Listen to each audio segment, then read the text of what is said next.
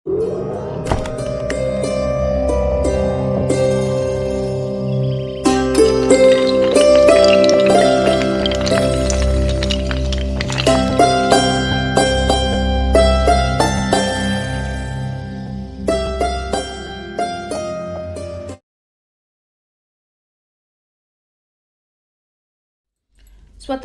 वह अनमोल धरोहर है जिसे हमारे स्वतंत्रता सेनानियों ने अपने लहू से सींचा है। आइए आज हम एक ऐसे ही महान स्वतंत्रता सेनानी के विषय में जानेंगे।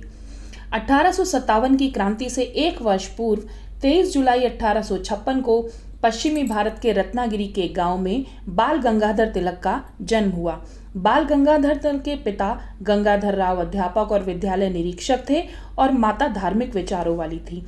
बाल गंगाधर तिलक बचपन से ही अत्यंत कुशाग्र बुद्धि के थे। वे अपनी गणित की कक्षा में प्रश्नों को मौखिक ही हल कर दिया करते थे। तिलक ने बीए और एलएलबी की परीक्षा प्रथम श्रेणी में उत्तीर्ण करी। बाल गंगाधर तिलक ने 1879 में न्यू इंग्लिश स्कूल की स्थापना करी, जिसका उद्देश्य था भारतीय छात्रों को अच्छी शिक्षा देना और सच्चे राष्ट्रभक्त तैयार करना। तभी से बाल गंगाधर तिलक ने अपना समस्त जीवन समाज सेवा में लगा दिया था। 1881 में बाल गंगाधर तिलक ने मराठी भाषा में केसरी और अंग्रेजी भाषा में मराठा पत्र निकाला। बाल गंगाधर तिलक का राजनीतिक जीवन में प्रवेश 1889 में हुआ, जब उन्होंने मुंबई में कांग्रेस के अधिवेशन में भाग लिया। यह संवैधानिक आंदोलनों का युग था। समाज सुधारक अंग्रेजों का तीव्र विरोध नहीं कर पाते थे, परंतु तिलक खुलकर विरोध करने के पक्ष में थे। उस समय तक कांग्रेस का दल उग्रवादी और उदारवादी दलों में बंट गया था। बाल गंगाधर तिलक उग्रवादी दल में शामिल थे। वे उस समय अंग्रेजों की अन्याय और अत्याचारपूर्ण व्यवस्था को बदलना चाहते थे। वे राजनीतिक स्वाधीनता और विदेशी माल के बहिष्कार के पक्ष में थे। बाल गंगाधर तिलक पर अंग्रेजों द्वारा अनेकों बार राजद्रोह का आरोप लगाया गया।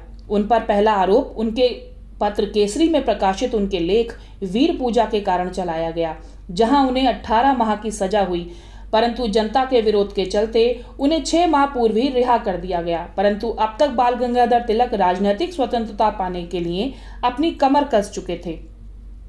कोलकाता में कांग्रेस अधिवेशन के दौरान गीता पर उनका भाषण सुनकर छात्रों ने उन्हें मानपत्र दिया और उनका निर्देशन प्राप्त करना चाहा।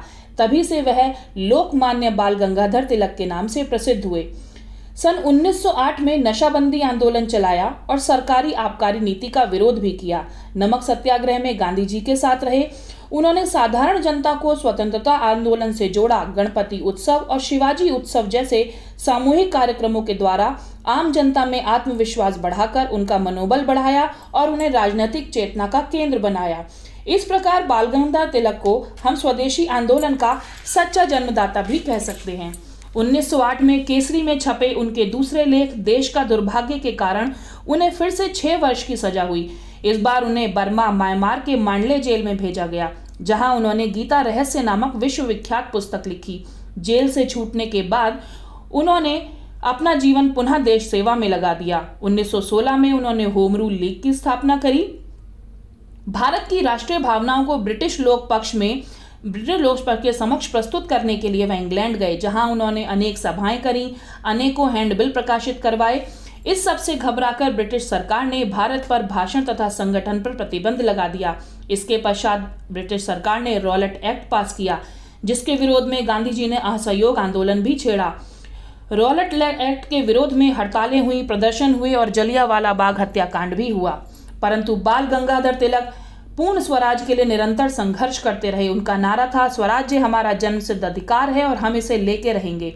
अथक परिश्रम, जेल की यातनाएं और बीमारियों के कारण 1 अगस्त 1920 को भारतीयों को पूर्ण स्वराज्य हेतु प्रेरित करके भारत माता का यह सपूत सदा के लिए सो गया। इनकी मृत्यु पर विट्ठल भाई पटेल ने कहा था, राजनीति को आराम कुर्सी वाले राजनीतिज्ञों से जनता तक ले आने का श्रेय लोकमान्य तिलक को ही है। उनकी उंगली राष्ट्र की नाड़ी पर थी। वह जानते थे कि स्वतंत्रता संग्राम में त्याग और कष्ट झेलने की क्षमता जनता में कितनी है। इसीलिए उन्होंने राष्ट्रीय आंदोलन को आगे बढ़ाया। वे सच्चे अर्थों में भारत के निर्माता थे। ऐसे भारत के निर्माता लोकमान्य बाल गंगाधर तिलक को हमारा शत शत नमन।